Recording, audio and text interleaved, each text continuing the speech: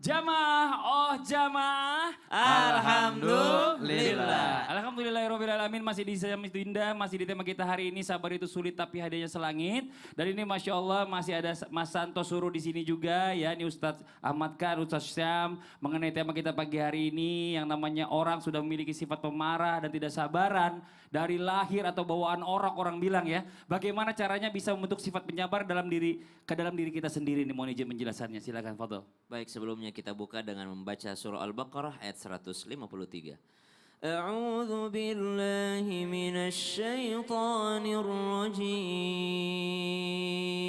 Allah. Ya ayyuhalladzina amanu ista'inu bis-sabri was-salah. Innallaha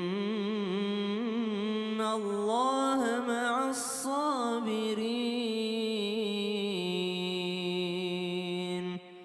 Wahai orang-orang yang beriman, minta tolonglah kepada Allah dengan sabar dan juga salat. Sungguh Allah bersama dengan orang-orang yang sabar. Silakan Ustaz Ahmad.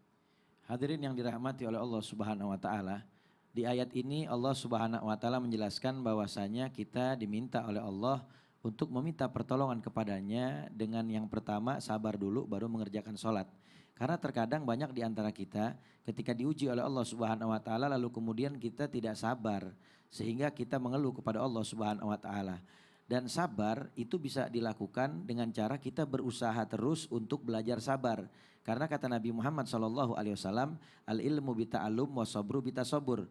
Ilmu didapat dengan cara belajar karena tidak ada yang namanya ilmu itu diwariskan. Bahkan ulama sebagai pewaris Nabi saja mendapatkan ilmu pun kalau mereka mau belajar. Mereka mau mengambil bagian ilmunya baginda Rasul Nabi Muhammad SAW. Begitu juga dengan sabar. Sabar itu bisa didapati oleh seseorang kalau dia berusaha belajar terus untuk bersabar. Ya memang stepnya ada urutan-urutannya. Mungkin pertama dia masih ngedumel dulu tapi sambil dia bersabar. Lalu kemudian nanti dia akan mulai menghilangkan kata-kata kotor dan keselnya. Lalu kemudian dia akan mulai ikhlas dengan sabar dan ridho dengan apa yang ditetapkan oleh Allah Subhanahu wa taala. Akan tetapi ingat bahwasanya sabar itu tidak mudah, butuh perjuangan. Jadi kita mesti mencontoh baginda Rasul Nabi Muhammad SAW. Karena tidak ada lagi yang kita contoh sebagai panutan yang lebih istimewa melainkan baginda Rasul Nabi Muhammad. Lihat bagaimana Rasulullah SAW di banyak cerita memberikan pelajaran kepada kita bagaimana sabar itu luar biasa. Nabi Muhammad SAW ketika sholat seringkali ketika Nabi sedang sujud dilempari kotoran unta. Tetapi Nabi sabar, Nabi tidak membalas keburukan orang dengan keburukan tapi Nabi balas dengan kebaikan. Nabi balas dengan sesuatu yang lembut kepada mereka sehingga menjadi sebab mereka mendapat taufik hidayah dari Allah Subhanahu wa taala. Begitu juga ketika Nabi setiap mau ke masjid diludahi oleh orang Yahudi. Nabi tidak marah, Nabi tersenyum. Bahkan ketika ada orang Yahudi tersebut sakit, Nabi lah yang pertama menjenguknya dan Nabi mendoakan agar diangkat penyakitnya oleh Allah Subhanahu wa taala. Lagi-lagi orang Yahudi tersebut memeluk Islam dengan akhlak sabarnya baginda Rasul Nabi Muhammad SAW. Begitu juga kisah ketika Nabi menolong seorang nenek tua untuk mengangkat kayu bakar. Tapi sepanjang perjalanan ternyata dia dicaci, dimaki, dihina. Kenal gak kamu dengan Muhammad? Kata Nabi, kenal wahai ibu. Muhammad itu pendusta, Muhammad itu penipu, Muhammad itu perusak agama nenek moyang kami. Tetapi Nabi tidak marah. Karena si nenek itu tidak kenal dengan Nabi Muhammad. Nabi senyum saja.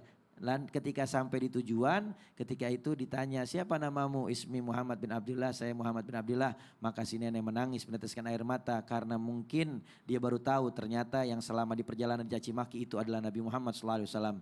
Dan dia baru tahu ternyata akhlak Nabi tidak seperti yang diberitakan oleh orang kafir Quraisy. Dan dari situ lagi-lagi dengan akhlak sabarnya Nabi Muhammad SAW, maka perempuan Yahudi tersebut memeluk agama Islam dengan izin Allah Subhanahu wa taala. Maka yuk kita tingkatkan sabar, kita belajar sabar.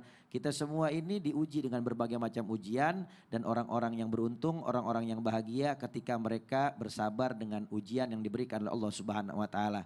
Dan ketahuilah sabar itu kata Nabi Muhammad kalau diibaratkan dan bisa menjadi rupa lakana rojulan kariman, maka rupanya seperti seorang pemuda yang tampan, yang gagah, yang ganteng dan dia menjadi sesuatu tanda seseorang itu mendapatkan keridhaan dari Allah Subhanahu wa taala. Mudah-mudahan kita dijadikan hamba yang bersabar karena innallaha ma'as-sabirin, Allah bersama orang-orang yang sabar. Masya Allah. Kesimpulan dari guru kita Ustadz Maulana?